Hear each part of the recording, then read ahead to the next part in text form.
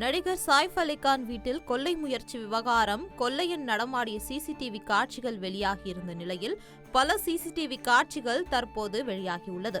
சாய்ஃப் அலிகான் தாக்குதல் மும்பையில் உள்ள பிரபலங்களின் பாதுகாப்பு அம்சத்தை கவனத்தின் கீழ் கொண்டு வந்துள்ளது.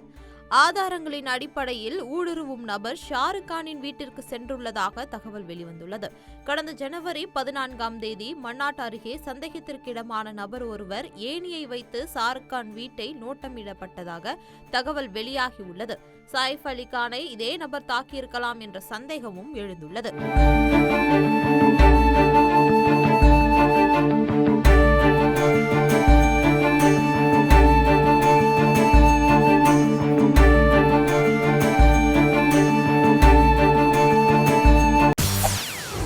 செய்திகளை உடனுக்குடன் தெரிந்து கொள்ள உடனே சப்ஸ்கிரைப் பண்ணுங்க.